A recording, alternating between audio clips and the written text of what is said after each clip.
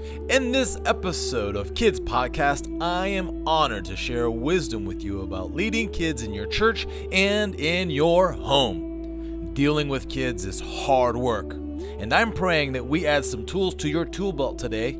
So let's dive into today's topic.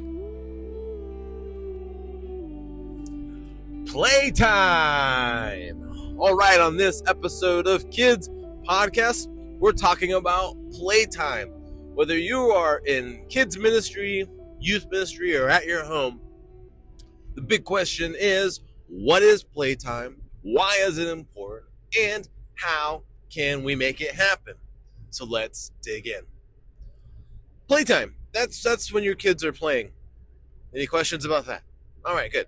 So now, back when I was an executive pastor, I got the opportunity to build a building. It wasn't like a huge building. It was just a third space building. And you might be asking, what is a third space building? That's a very good question. So in our church values, we believe that relationships grow best in the context of relationships. So within our vision and decision making, we wanted to expand our lobby space, our vestibule, as you might call it. And the way we did that was we built an addition to our lobby, made it bigger so that there was more room for relationship building. The third space is the space that allows for relationship building. It allows for socialization. It allows for conversation. So this was an excellent location for small groups to happen, for pre-service coffee to happen, for post-service conversations to happen, and so forth. And according to the smart people that are way smarter than me, people with doctor in front of their name, they've come to learn that what we adults use as conversation time is equivalent to a child's playtime. Let me repeat that. What we adults do as conversation time in that third space is equivalent to what kids do in playtime. That's their version of social. It's their version of conversation. It's their opportunity to build relationships and to be social human beings. Because remember, on this podcast of kids, we're taking small humans and helping them to become big humans that are positive and influential contributors to our society.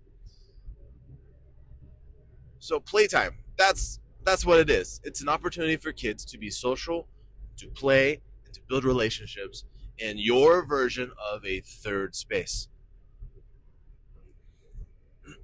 So then, now we talk about why it's important, right? Maybe even how we go about doing it. One of the ways that we do it is before service. We go about getting in the main room around 9:30.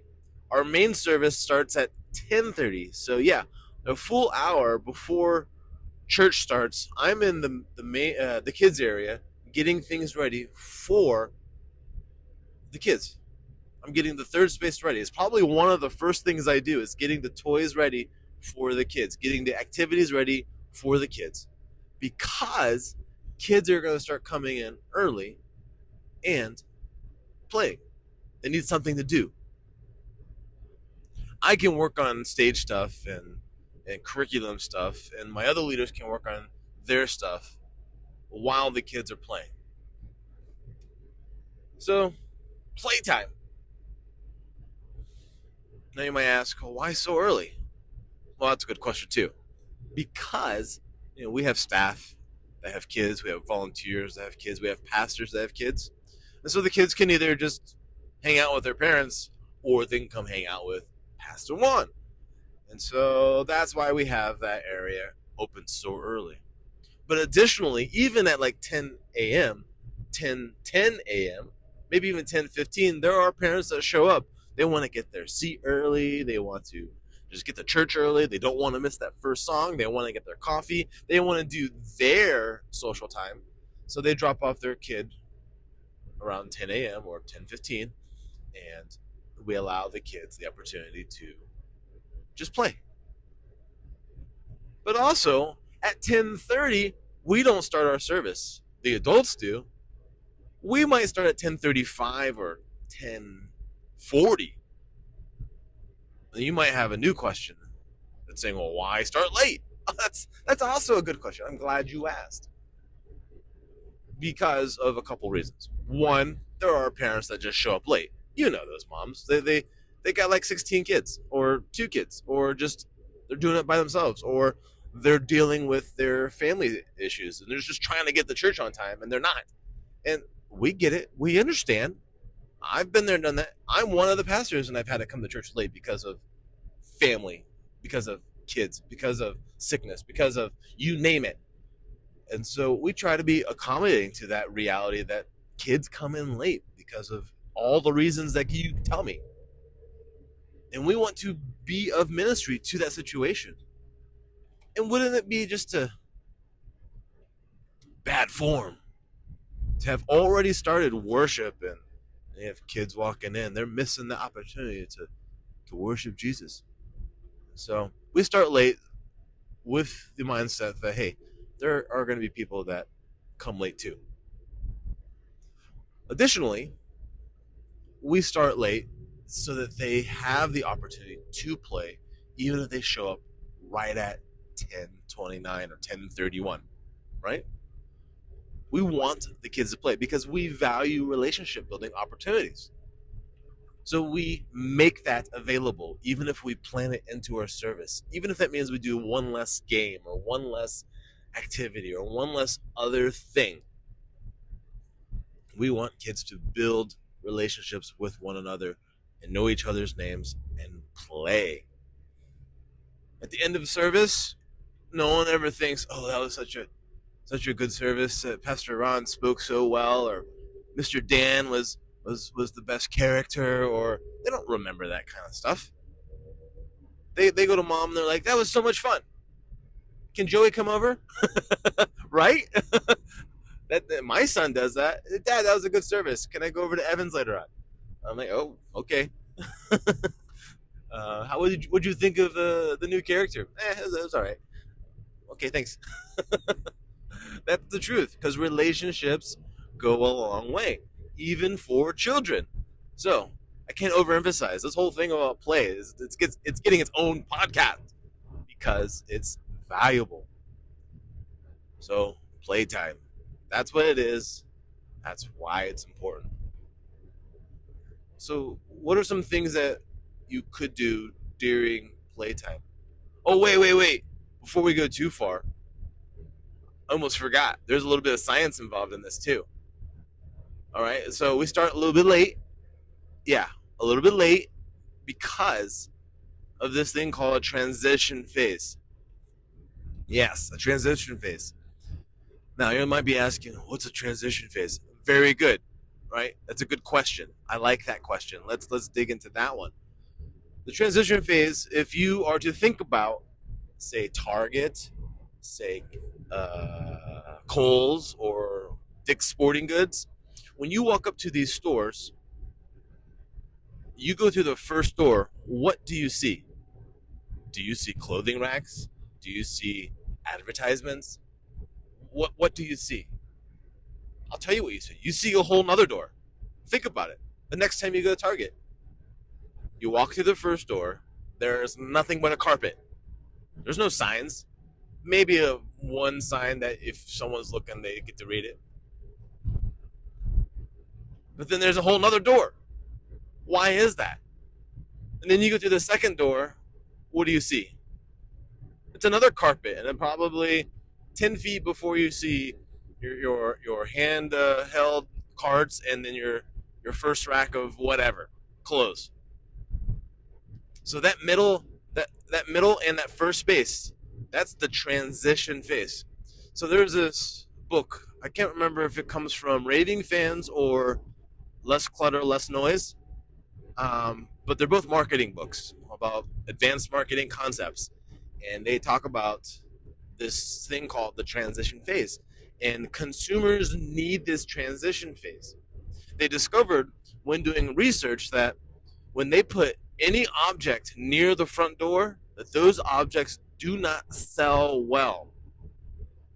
Let me hear that one more time. Any object near the front door does not sell well because they believe that the consumer has not transitioned from the traveling individual into the shopping individual. They haven't transitioned in their brain that I've come here to shop, now it's time to shop. So they've built this buffer into the front door where you got to walk through a second door to help the brain transition. Like, hey, you're here now. Let's spend some money. And so, how do we contextualize that in your ministry, in your home? Right? If you want kids to play, you have to help them transition. We can't let them come to church and be like, boom, here's the Bible. Let's read it. Let's learn about Jesus. They're going to take a hot minute to receive that. What happens after school when they come home? Do you just throw them to the desk and say, do your homework, and then it's done? Good luck with that. Like, my kids need, like my son and daughter, they need a transition time. The first thing my kid number one does is he gets on this computer and he gets his decompression time out, and he just video games for about 30 minutes. I let him. And I'm cool with it because he keeps us cool. He doesn't wig out on me. He doesn't whine and cry. After that, he knows, yes, we need to do homework time too. My other kid, when they're getting in from their thing, she kind of just goes to the bathroom. That's how she gets ready to transition. So, what do I do when I go fishing? I'm an adult. I was a small human. Now I'm a big human. I don't just drive up to the water and then jump in the water. No, I go to the back of my car. I open my trunk. I grab my drink. I kind of get situated and assorted, and I fiddle around with my flies, and then I go to the water, right? Transition phase.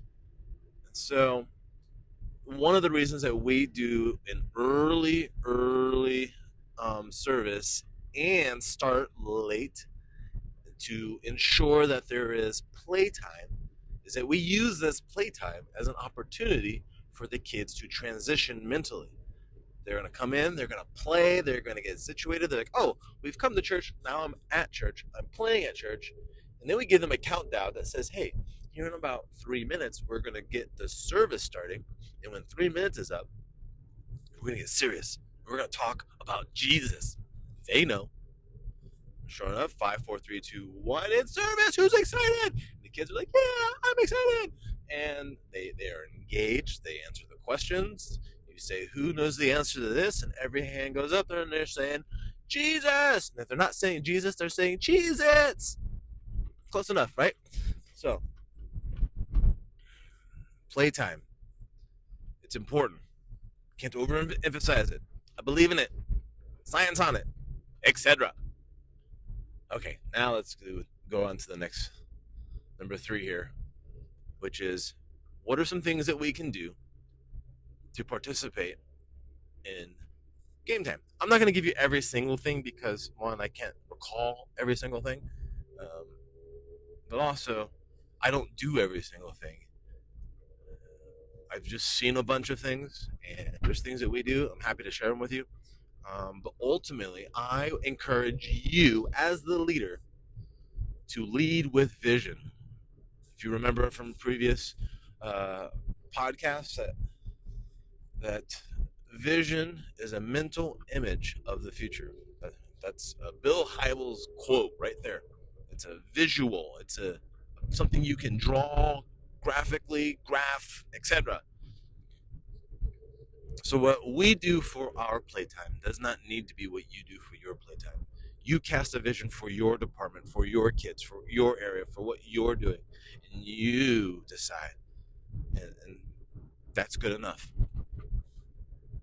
All right, so what we have a coloring table. That's right. We just have a little trolley on a table, and it's loaded with coloring books, coloring activity books, and crayons. My 2 cents recommendation is go with the crayons. I used to hate the crayons because of the papers that the kids like rip off of it, and I find the shavings all over the floor. And I thought I was going to be super cool and get those pins and pencils that screw and get the long lid. I even tried markers before. I've tried dry erase, and wouldn't you know it, them kids find ways to break things. Smashing the marker ends in and breaking the lead off. So stop doing that. We went back to the crayons. They're cheaper and they're easier to just, you know. So yeah. The other table we have is a Lego table. Yes, Legos are great. We have two little bins that look like giant Legos. You can get them at Walmart, Target, Amazon. Just type in assortment Legos, and it's about a bin about a foot wide. I think yellow, red, green are the options, maybe a blue. And it looks like a giant 2x4 Lego, and it's just full of an assortment of Legos, and we let them play. My 2 cents on this is I don't care if Legos disappear. Every now and then I get a kid that's like, "Hey, Pastor Ron, can I keep my little thing I just built?" 9 times out of 10, I'm just going to be like, "Well, we need that next week." Then you should put it back. But if it disappears, I don't really care because they're not that expensive. And secondly, we got Legos galore all over our facilities. Every year we do an event called a Lego Derby. It's basically a Pinewood Derby, but with Legos. So we get an assortment of Legos, donations of Legos, everywhere. And so it's not too hard for me to just grab an extra handful of Legos every couple months and just refill the Lego bins. I am not concerned about missing Legos. As far as I'm concerned, I have a budget that's designated to making sure kids have prizes and kids have smiles. And if a couple Legos go missing but keep a kid smiling, in my mind, I have planned for that. So that's my 2 cents if you're going to do a Lego station. The third station, these first three stations are there every week, because they've been proven to be the winners. You can do more. This is our vision. We pick three that are there every week. And that is, the third one is a cup table. Yes, a table that's just a plain old cup. Nothing but cups. There's like 100 cups. Go to Walmart, go to the consumable section where they have throwaway cups and throwaway plates, and get that one that has the plastic cups for parties. Different colors, assortments of colors. And just put them on the table. Bro, them kids play with those cups like nonstop. They stack them. They play the stacking game out of them. They make towers out of them. They'll make walls out of them. They make the biggest things they can possibly make out of them. It's pretty funny. One time, this new girl came in and she made this giant wall. It was pretty impressive. I was like, "Wow, hey, can I run through that wall like I'm the Incredible Hulk?" And she was like, "Yeah." So I gave her my phone, put it on slow mo. I said, "You record, watch this." And so we recorded me running through the wall, and she just giggled her way home. And I sent that little itty bitty video to her parents, and it was a memory that she now has forever of Pastor Ron running through her wall of cups. So yeah, those are the three things we have every week. Now some of these other things we have, they're not there every week because we put them on rotation. Put them on rotation because we don't want them to get stale and boring and whatnot. Because guess where this happens? This happens at home, right? Some moms put their toys on rotation so that their kids aren't getting bored of their toys. So we have a Hot Wheels bin. We have like all the little tracks for this Hot Wheels. We put little clamps in there and some blocks in there so they can build little hills and whatnot. But this Hot Wheels bin it's good enough in there for them to build an entire track around the entire kid space. And some of these kids, they just see how far they can get their car to go on one go. So, and then we have a giant, those backyard games, giant Connect Four, giant Jenga. Yeah, we have some of those. Giant checkers. We have it. We don't always have them out, but we have them. We have dominoes. Yep, we got a bunch of those. See if they want to do a video of that. We have a book kind of area where there's books sitting on a shelf. They can sit and read. We also have a gaming area where kids can bring their devices, because that's going to happen anyways. And we don't provide our own, largely because I'm not ready for that, and I'm not 100% sure that I want that. We have the ability to do that. Regardless, we have an area for those little gamers that bring their own device, and they sit and they play. And we have a basketball goal, like the kind you see at an arcade where the net catches it and brings it back to one spot. I'm not a fan of that. Probably going to get rid of it real soon. Not because it's dumb, but because there's these joker kids who take the 30 balls we had and they yeet them into the ceiling. And now there's 30 balls in the ceiling that we can't find. So there's that. Yeah. Right, that's what we have. Some of the things that I've seen elsewhere, I've seen Gaga pits, especially if you have like a big space or an extra third space or an outdoor space. If you can get a Gaga pit, boom, those kids are on it. I've seen actual basketball hoops, maybe not the real basketball hoops, but like the plastic kind. These kids do like dunking contests. That's what's up. I've seen the taller 9 square as well as the on the floor 4 square. I've seen dodgeball. I've seen, what do you call that? A game where you throw the ball in the air and they call it a number and they catch it and you get so many points, you get to switch who throws the ball. That game, right? Sometimes we just have balls lying around. Different spaces, different things. So you can do whatever you want. You can become creative with what you offer. Here's a few cents that I think are important in this process. 1, have a diversity of options. Why? That's awesome. That's a good question. Because you're going to have some calm little girls that want to be calm and just kind of relax and chill and draw. And then you're going to have them boys, and all they want to do is WrestleMania time! And we need a way to provide play for each. And so when I go through the process of selecting a game, I just make sure there's enough for the calm kids and enough for the active kids. And the second pretty important thing is to have rules or a culture of rules that your leaders are fully aware of. I don't post these rules. I don't make these rules like a big deal because I'd rather them remember the actual in-service rules, which is a different podcast. During playtime, I want my leaders to know these 3 things, and I stick at the 3. I don't do 4. I try to avoid 4 on a lot of things.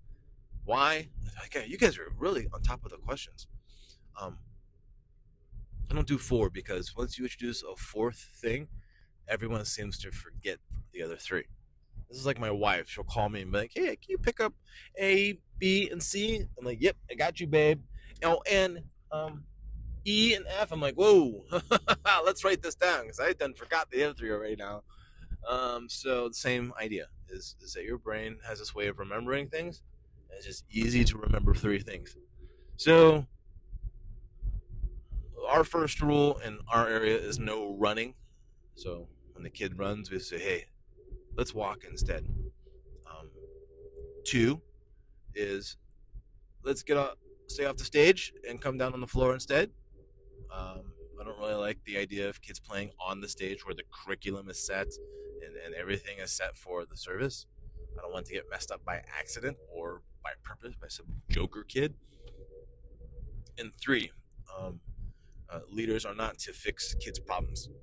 Like, Pastor Ron, he won't share the cups with me. That's the thing.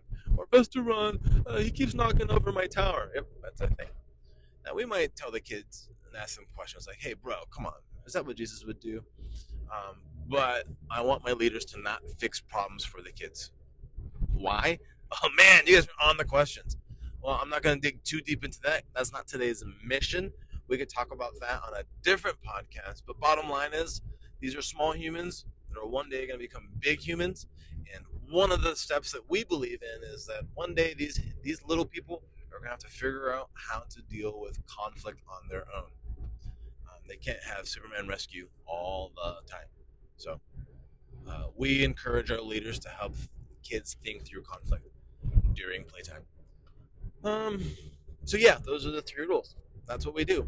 That's how we do it. Yes, sir. So that does it. That's about all that I have for you on this episode of Kids Podcast. What is playtime? Why it's important, and what are some things that you can do to incorporate playtime in your space? All of it can be contextualized in kids ministry, youth ministry, and at home. Yes, teenagers. It might not be play anymore. It might become more of a physical play. It might become let's go outside and play. It might become let's play a sport. Let's go on a traveling sports team. Let's play video games. Like, teenagers need this playtime too, and so it's a big deal. Yes, sir. All right, I'm out. If you got questions, you know where to find me. Hit me up with an email or whatever. You can find me at rongaleministries.com, and I will do what I can to point you in the right direction. Until next time, peace out, y'all. Boom. Thank you for letting me speak into your life. At the end of the day, our goal is to raise little people to one day become big people. You can learn more and support what we do at rongaleministries.com. Thank you for listening, and smash that like button, turn the bell blue, or whatever it is that the kids are doing these days.